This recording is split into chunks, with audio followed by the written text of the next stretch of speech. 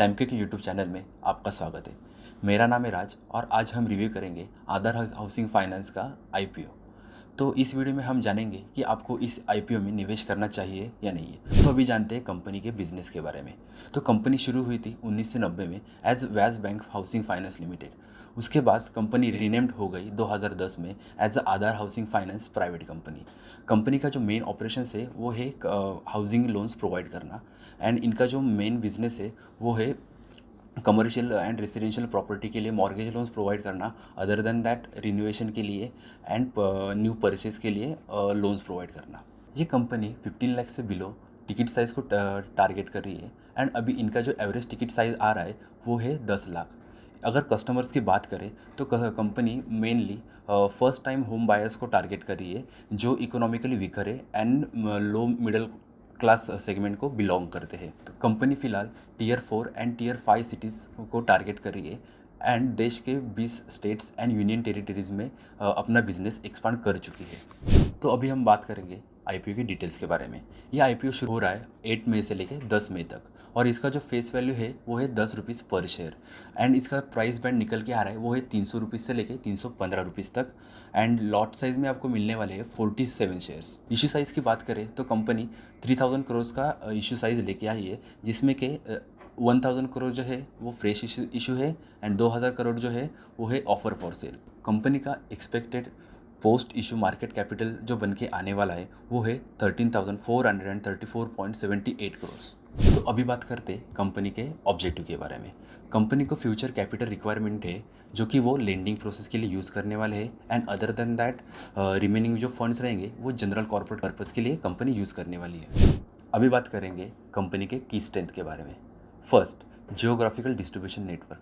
अभी कंपनी जो है देश के 20 स्टेट में एंड यूनियन टेरिटरीज में अपना बिजनेस एक्सपांड कर रही है एंड फिलहाल 487 ब्रांचेस है उसके। Second, portfolio focus.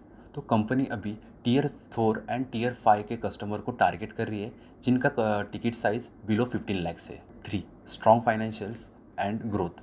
कंपनी का अभी जो AUM एसेट अंडर मैनेजमेंट जो आ रहा है वो ईयर ऑन ईयर बढ़ रहा है एंड इनके NPS जो है वो ईयर ऑन ईयर कम होते जा रहा है, जो कि एक हेल्दी इंडिकेशन है बैंक के लिए। अगर बात करें बोरोइंग्स की तो NBFC के लिए कॉस्ट ऑफ बोरोइंग्स काफ़ी बड़ी समस्या होती है।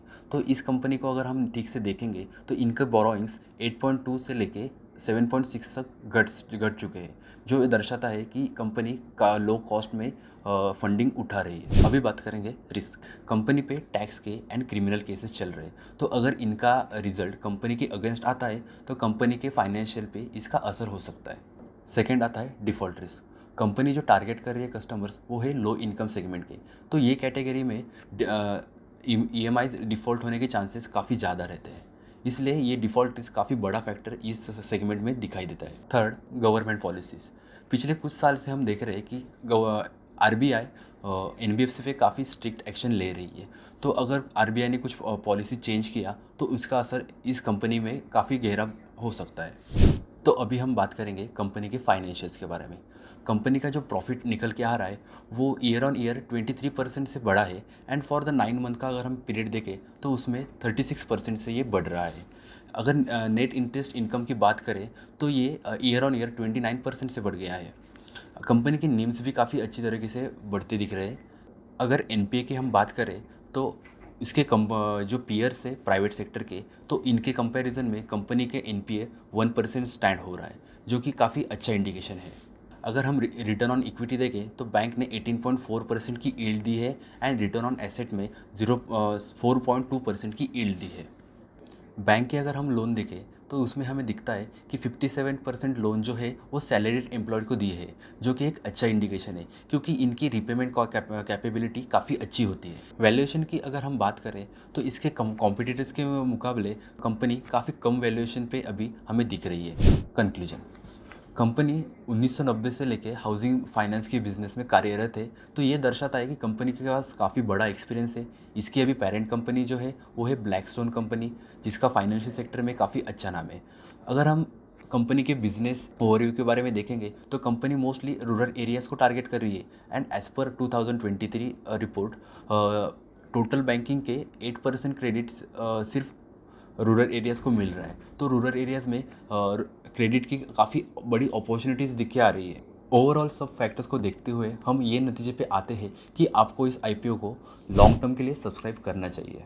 अगर आपको ये वीडियो पसंद आया तो इस वीडियो को लाइक करें, सब्सक्राइब करें एंड अपने दोस्तों के साथ शेयर करें। Thank you. Sanco trading app, आप ही के ट्रेडिंग का अनदेखा सच। Investments in securities market are subject to market risks. Read all the related documents carefully before investing.